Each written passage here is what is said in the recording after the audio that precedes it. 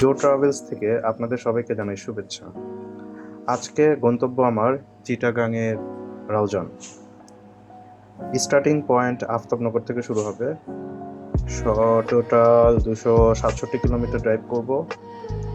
এই ড্রাইভের মধ্যে কুমিল্লায় একটা ব্রেক নিব, দেন ফেনী, এরপরে সীতাকুণ্ড প্রয়োজন হলে নিব, না হলে ডিরেক্টলি চিটাগাং শহরে, সেখানে এক বড় ভাইয়ের বাসায় রাতে স্টে করে দেন সকালে রাউজানের উদ্দেশ্যে রওনা দেব। রাউজান সম্পর্কে কিছু কথা না বললেই নয়। এটি বাংলাদেশের চট্টগ্রাম জেলার একটি উপজেলা। 1947 সালে রাউজান থানা প্রতিষ্ঠিত হয়। এ উপজেলার উত্তরে ফটিকছড়ি উপজেলা ও রাঙামাটি কাউখালী উপজেলা, দক্ষিণে বোয়াখালী উপজেলা, পূর্বে রাঙ্গুনিয়া উপজেলা, পশ্চিমে হাটহাজারী ও ফটিকছড়ি উপজেলা। রাউজান উপজেলার আয়তন 246.58 বর্গ কিলোমিটার। এখানে অনেকগুলো দর্শনীয় স্থান রয়েছে। এর মধ্যে এমন একটি জায়গা রয়েছে যার সম্পর্কে হয়তো অনেকেরই অজানা। তো কথা না বাড়িয়ে চলুন, নির্দিষ্ট স্থানে গিয়ে কথা বলা যাবে এবং বিস্তারিত দেখা যাবে, জানা যাবে। সো সবকিছু জানার জন্য অবশ্যই সঙ্গেই থাকুন।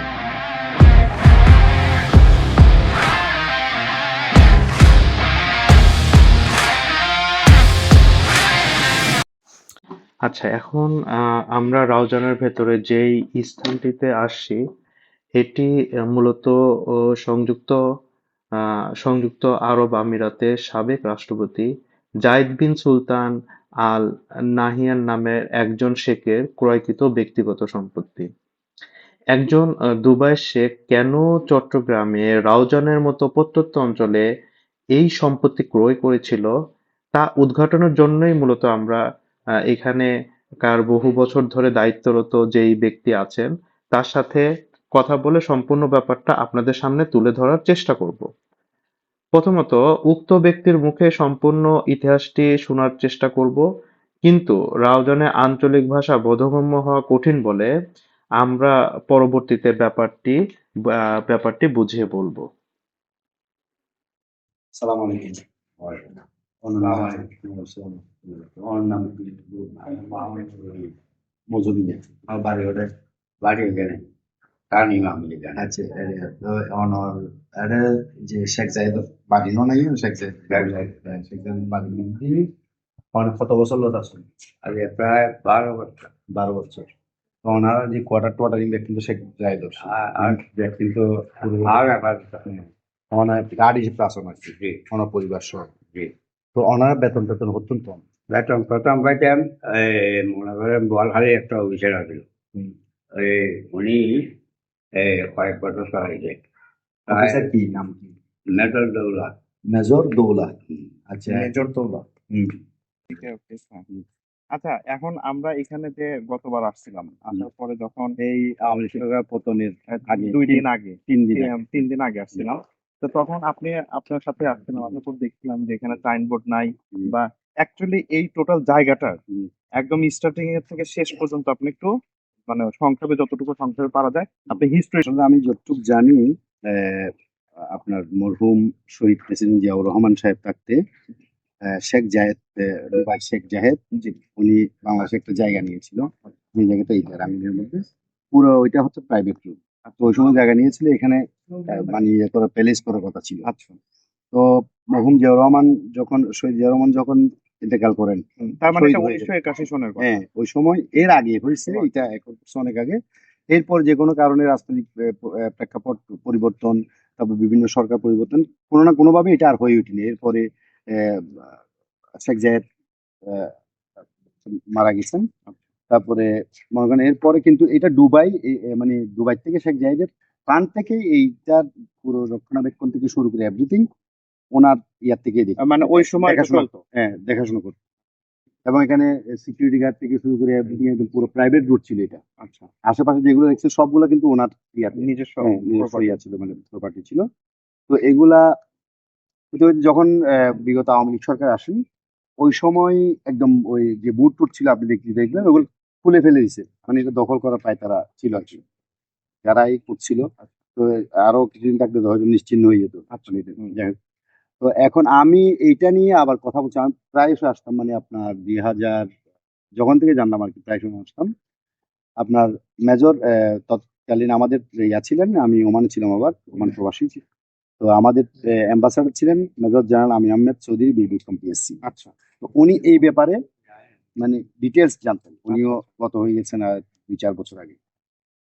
উনি আমাকে ডিটেলস বললেন মানে এটার ব্যাপারটা মানে কেন ইয়া হয় নাই, এখানে মানে কিভাবে মানে উনি কিভাবে কেন হয় না, মানে প্রেসিডেন্ট জিয়াউর রহমান যখন মারা যায়, মারা যাওয়ার পরে আপনার মানে অন্য সরকারের সাথে বা ইয়ার সাথে ওইভাবে ইয়া হয়ে ওঠেনি।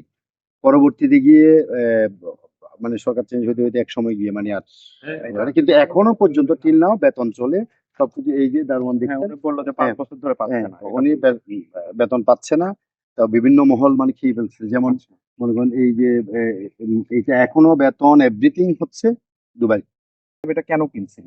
এটা কিনছিল এখানে, ইতিহাসটা কি? এটা হচ্ছে প্যালেস করার কথা ছিল। আমি আর একটু যতটুকু জানি একটা বাংলাদেশ থেকে বিয়ে করতে চেয়েছিল। আচ্ছা আচ্ছা হ্যাঁ, মানে মুসলিম কান্ট্রি হিসেবে উনি বাংলাদেশিদেরকে একটু পছন্দ করতেন। তখনকার যে বিষয়টা ছিল মানে এটা লোকমুখেও এখনো প্রচলিত আছে জিনিসটা।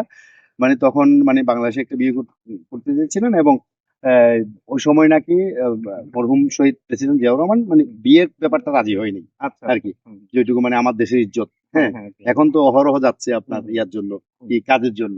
হ্যাঁ, তখন প্রচুর আমাদের এই দেশের মেয়ে বাইরে যাবে এই ধরনের চিন্তা ভাবনা ছিল না। আমরা সবাই মানে ইভেন রাষ্ট্রীয়ভাবেও ছিল না। তো ওই কারণে হয়তো দেয় নাই। আর সেকেন্ড হচ্ছে উনি ওইখানে কিন্তু এর মধ্যেও কিনে ফেলছে, কিনে সরকারিভাবে কিনে এই জায়গাটাকে একর করে মানে এখানে প্যালেস টেস করবে একটা চিন্তা করতেছিল, যার কারণে উনি মারা যাওয়ার পরে আর হয় নাই। তো যদি আজকে বিয়ে শাদী হইতো আমরা ইয়া হইতাম, আমরা শালা টালা হইতাম আর কি। জায়গাটার নামটা কি বলরা? এটা হচ্ছে রাঙ্গুনিয়ার মানে ইয়া আর কি সত্যপীরের মাজারের পরে আপনার ওই ইয়া আছে পানি শোধানাগার যেটা আছে, ওইটার পরপর, ওইটার পরপর মানে রাঙ্গুনিয়ার ভিতর পড়েছে। মানে ওই আগের যে এ ছিলেন নাম কি, ডক্টর হাসান মাহমুদ। আমার মানে যতটুকু শুনছি উনি মানে এটা ইয়া করতে চেয়েছেন, আবুদয় ফজল করিম সাহেব এরা একটা ইয়া করতে চেয়েছেন যতটুকু শুনেছি। এখন নাকি আবার এদিকে মানে একটা লাস্টে কি বললো, লাস্টে যেটা বললো এটা হচ্ছে এদিকে বালি উঠাবে আর কি, তো কন্ট্রাক্টর মানে সিন্ডিকেট করে হয়তো এখনো তো যাই নাই সবকিছু। দেওয়াল ভেঙে এদিক দিয়ে নাকি রুট করবে বালি নিয়ে যাওয়ার জন্য, বালি নেওয়ার জন্য একটা রাস্তা করবে। তবে কি পরিমাণ ইনকাম করবো বাজার থেকে বা কিভাবে, এটা উনি এখন দেওয়াল ভেঙে মানে সরকারি কোনো অনুমোদন না নিয়ে।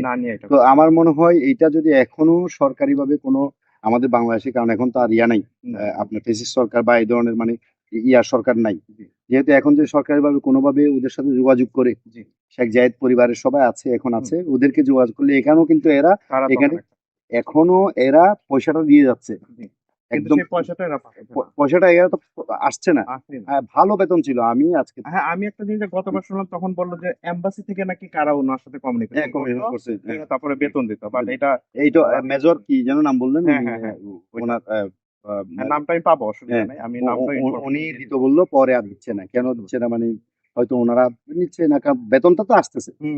এটা আমাদের এখানে 9-6 হচ্ছে আর কি।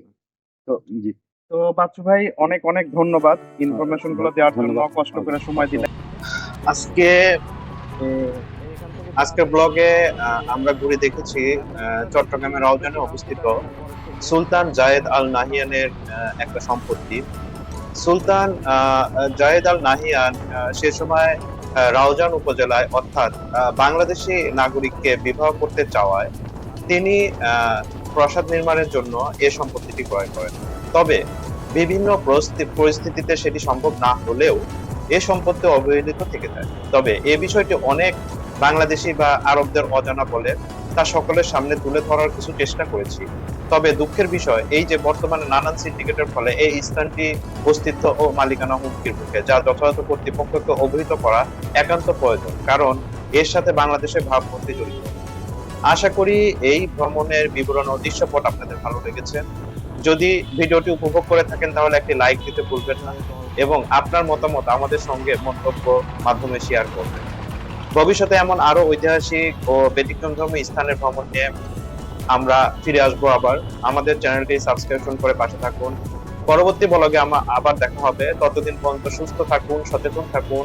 এবং ভ্রমণ হোক আপনার জ্ঞানের দিগন্তের আরো বিস্তৃত করা এক মাধ্যম। এই বলে আমরা আমাদের এই ব্লগটিকে শেষ করছি।